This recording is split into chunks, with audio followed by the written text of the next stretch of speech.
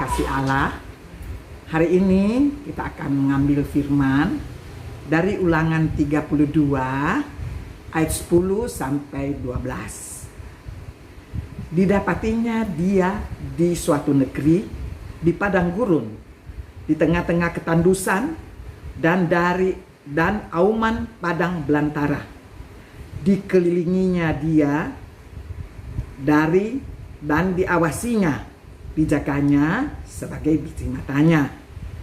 Laksana Raja Wali menggoyang bangkitkan isi sarangnya, melayang-layang di atas anak-anaknya, mengembangkan sayapnya, menampung seekor dan mendukungnya di atas kepaknya.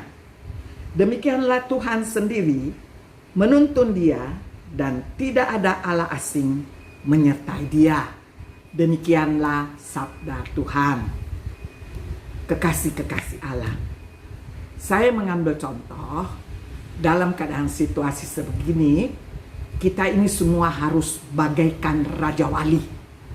Kita bukan seperti ayam yang berkotek-kotek atau seperti burung gagak yang terbang mencari mangsa.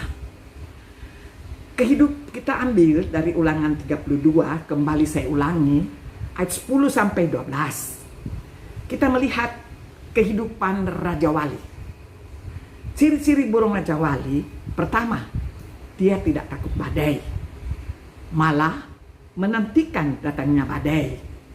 Kalau badai datang, dia kembangkan sayapnya. Dia memperhatikan dengan pandangan visinya kapan badai datang.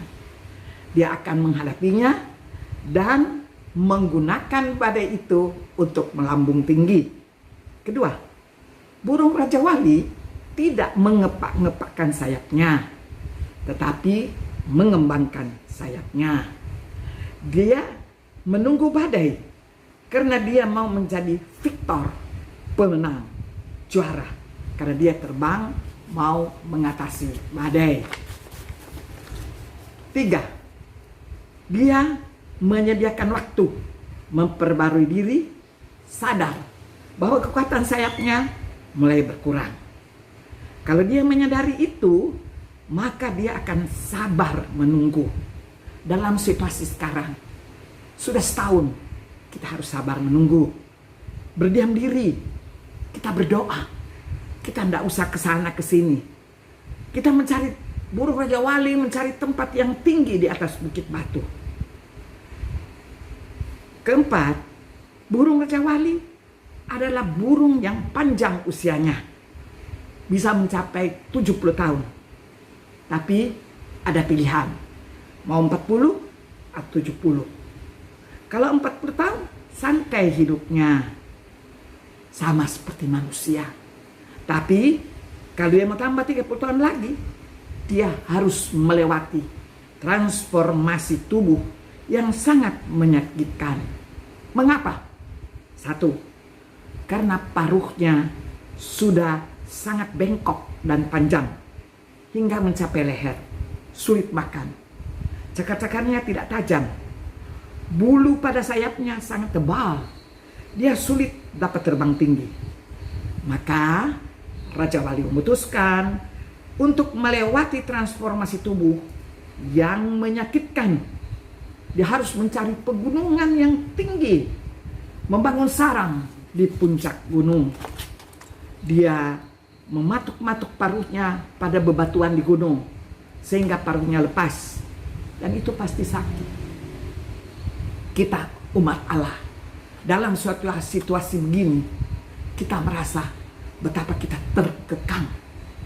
Di waktu kita menikmati waktu yang nyaman, kita sering melupakan Allah.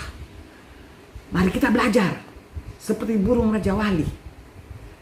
Dia mencabut kukunya satu persatu, dan dia tunggu kukunya sampai tumbuh. Dia cabut bulunya supaya rontok semuanya, sebab dia tunggu bulu baru tumbuh pada sayapnya. Kalau semua oke, Raja Wali dapat terbang kembali dan menjalani kehidupan normalnya. Maka bapak-bapak, ibu-ibu, saudara-saudara sekalian, kita harus belajar begini. Di dalam masa transisi begini, di mana masa kita harus belajar banyak di rumah, mari kita banyak mendekatkan diri kepada Tuhan. Kita berdoa agar Tuhan Yesus menguatkan kita, Roh Kudus memberkati kita. Kita harus belajar seperti Raja Wali. Kita tidak boleh takut. Dan bahkan anehnya, Raja Wali tahu kapan kira-kira ajalnya akan tiba. Dan kalau ajalnya akan tiba, dia punya upacara tersendiri. Dia akan menyerahkan dirinya kepada Yang Maha Kuasa. Dia mencari tempat di mana matahari terlihat paling bulat dan jelas. Di antara dua gunung di Alaska.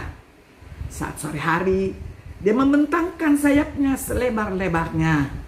Lalu saat itu akhir hidupnya. Bagaimana manusia? Apa kita selalu mempersiapkan diri? Kalau satu waktu Tuhan memanggil kita pulang ke rumahnya, kelebihan Raja Wali, dia hidup dalam pola keluarga. Satu, keluarga adalah bagian hidupnya. Dua, Raja Wali jantan memimpin keluarga. Ketiga, Raja Wali selalu pulang ke keluarga. Apa kita manusia begitu juga?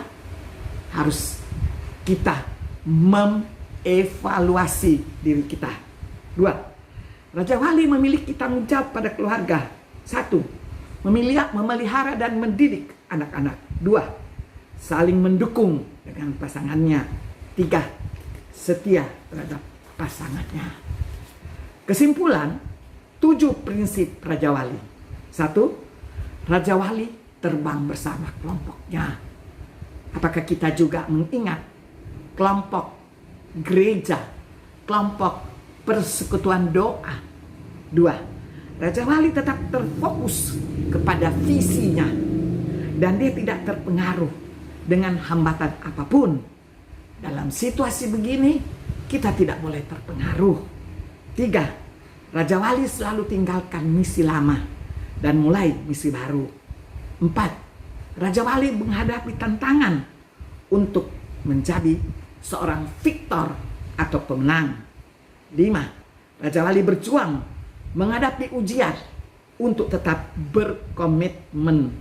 6. Raja Wali memprioritaskan pola kehidupan keluarga dengan cukup komitmen dan tanggung jawab kepada keluarganya.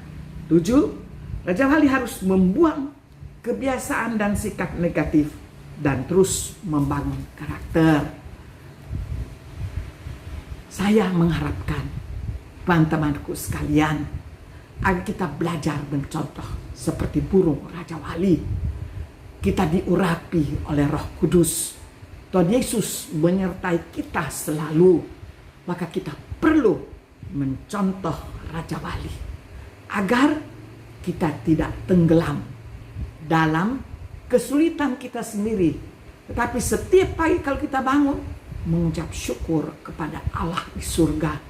Betapa baiknya Allah di surga memberikan kita kehidupan baru, kesehatan baru, urapan Allah yang baru, rahmat dan berkat Allah yang baru. Amin.